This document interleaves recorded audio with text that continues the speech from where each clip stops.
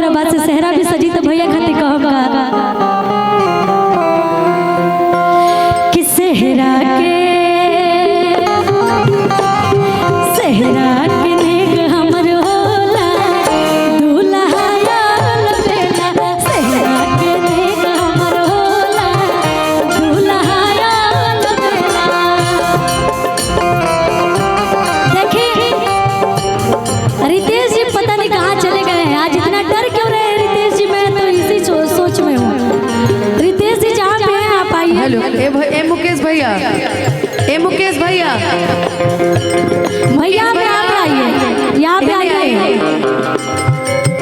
ए मुकेश भैया,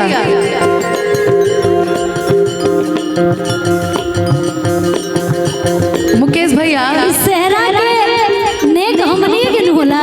मोनू अलबेला जी भी नेक दी होना आज सभे दीजे जीजा बैठल बा।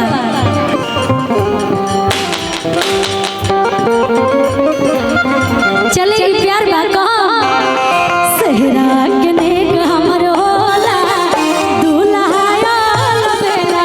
सेहरा के नेक हमर होला दूल्हा आयल बेला। अच्छा दीदी ठीक बा। एजा हम जानत तानी कि सबे रंगदारे आइल बा, डरो लगता गावे में।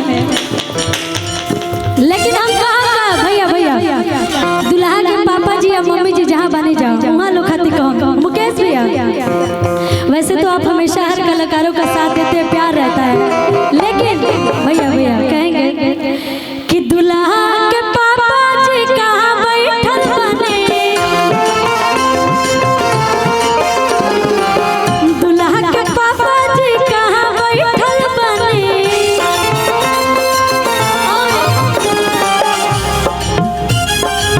पाकिट में नोट लेके मंचे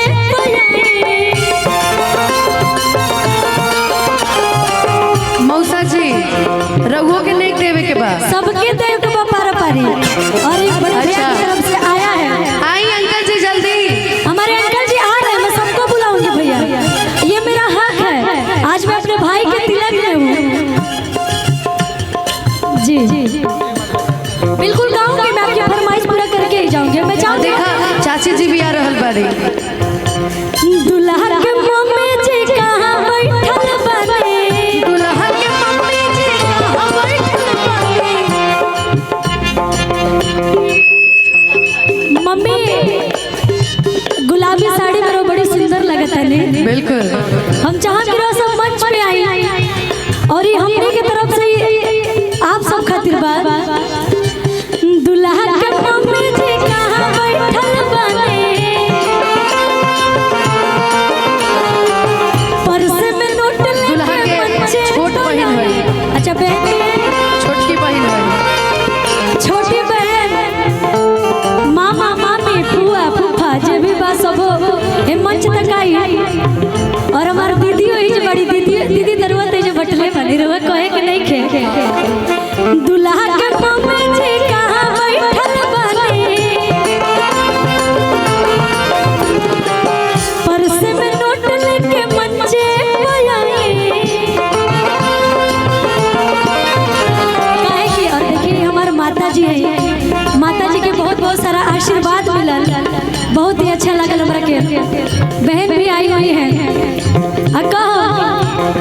सेहरा के हो सेहरा के नेक हमर होला दूल्हा आयल बेला। सेहरा के नेक हमर होला दूल्हा आयल बेला।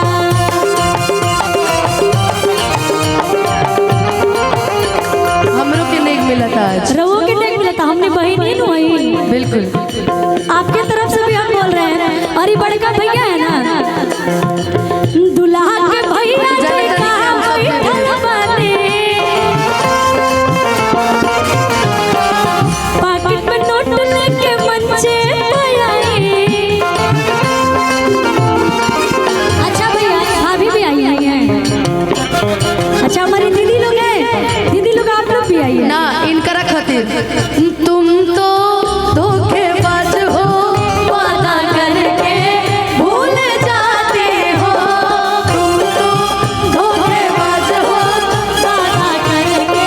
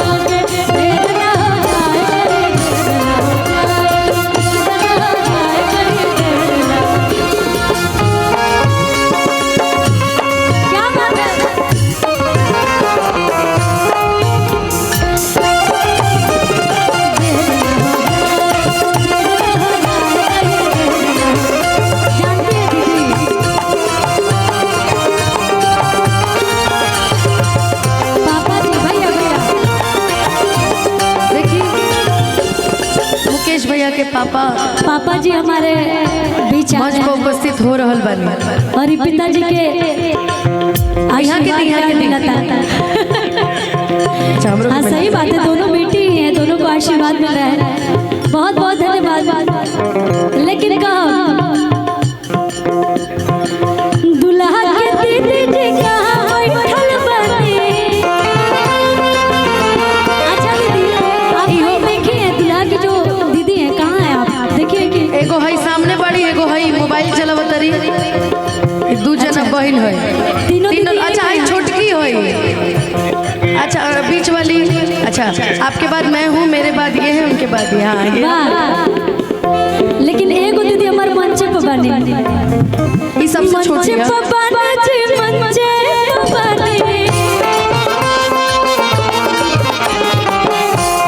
बात हम ऐसे कहता नहीं कि एगो मौसा जी, अच्छा हमारे मौसा जी अभी बाकी रह गए, छूट गए लग रहा है गलती से। दुल्हा के मौसा जी कहाँ बैठल बने, पॉकेट में नोट लेके मंचे पे आए।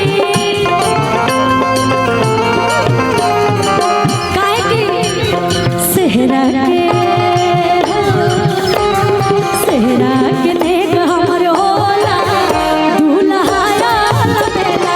सेहरा के नेक हमर होला, दुल्हा आया बेला। सेहरा के नेक हमर होला, दुल्हा आया बेला। सेहरा के नेक हमर होला, दुल्हा आया।